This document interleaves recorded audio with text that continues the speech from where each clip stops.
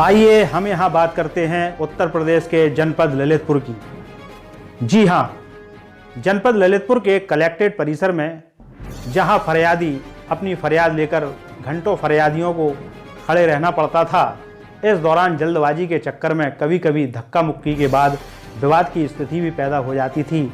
लेकिन गुरुवार को उस समय कलेक्ट्रेट परिसर में मौजूद फरियादियों के चेहरे खिल उठे जब जिलाधिकारी ने खुद उन्हें कुर्सी पर अपने सामने बैठाकर उनकी फरियाद सुनी और समस्याओं का निस्तारण भी किया।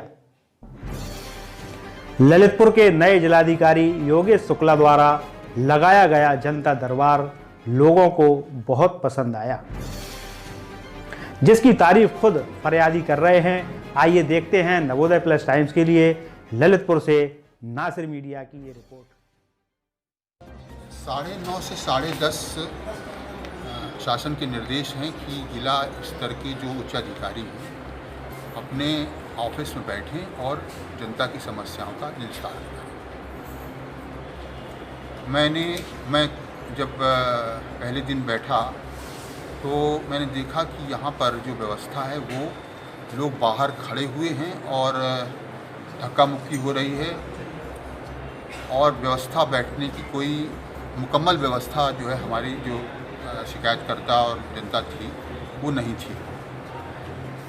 उससे मुझे बड़ा कष्ट हुआ और मैंने अब ये व्यवस्था की है कि मीटिंग हॉल में जितनी भी शिकायतें जो शिकायतकर्ता हैं वो आएंगे, मीटिंग हॉल में बैठेंगे और बैठ करके हम उनको 9:30 से लेके जब तक उनकी शिकायतों का निस्तारण एक एक करके नहीं करेंगे तब तक उनसे यहाँ पर कलेक्ट्रेट में बैठ के उनकी शिकायतों का निस्तारण करें। इससे एक सबसे अच्छी बात ये रहेगी कि एक तो वो है सम्मानित तरीके से वो बैठेंगे और यदि उन्हें 5-10 मिनट 15 मिनट कहीं अपनी शिकायत के कारण वेट करना पड़ रहा है तो उन्हें ये महसूस नहीं होगा कि वो एक देश के सम्मानित नागरिक में कहीं उनको ठेस पहुंच रही है।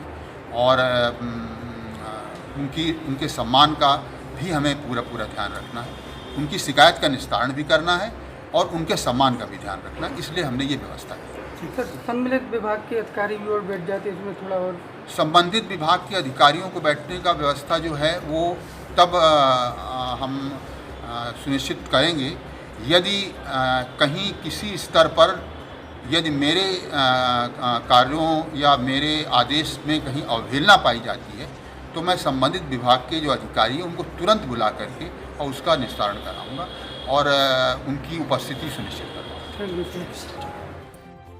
क्या नाम है आपका? मेरा नाम श्रीमान जी महेंद्र पुरोहित हूँ। अभी जो जिलाधिकारी ने बैठ के आप लोगों की समस्या सुनी, जनता दरबार लगा, आपको कैसा महसूस हुआ और आपकी क्या समस्या थी जो हल हो गई है बताएं? श्रीमान जी जिला अधिकारी महोदय तो एक ललितपुर नगरी में भगवान की तरह अवतार लिया है। उन्होंने सालों से चक्कर काटने के बाद आज साहब ऐसा जीने की राहत महसूस हो रही है। 60 साल का कर्मचारी हूँ, रिटायर हूँ, तीसरी बार अवैध कब्जा किया गया। उस पर सर श्रीमान जी प्रार्थना पर उच्च अधिकारियों को कई बार दिए गए, समय समय पर बताया गया साहब वो हमारी ज़मीन पर चूना डालकर वो नी खोद रहे हैं, आधा प्लाट घेर रहे हैं। श्रीमान जी 29 डिसमिल जगह है जिसमें 23 डिसमिल रोड पर है, तो रोड की जगह पर ये कब्जा तीसरी बार किया जा रहा है। आधे खेत में सर चूना डालकर उसमें खुदाई करके उसकी साहब को नी भर ली है, मतलब इसके बाद मतलब कुर्सी भर ली है साहब, कह रहे नी भरने के लिए है और उस पर टपरा डाल दिया है। और साहब अगर उनकी खेत पर जाते हैं तो श्रीमान जी कुल्हाड़ी उठा लेते हैं, एक फ़ोन पर 4-4 मोटरसाइकिलें आ जाती हैं। क्या आश्वासन दिया आपको, क्या महसूस हुआ? जिलाधिकारी साहब ने SDM SO को साथ 1 महीने का समय लिया है। उन्होंने कहा सालों से चक्कर काटने के बाद आज भगवान हमारे धन्य हो गए श्रीमान जी जिला अधिकारी आने पर। मैं बहुत भाग्यशाली हूँ कि इस ललितपुर नगरी में कम से कम हमारे ऐसे जिला अधिकारी आए हैं जो समस्या सुनते हैं और बगल में बैठालते हैं। नहीं तो श्रीमान जी सालों चक्कर काटने के बाद कुछ नहीं होता है। और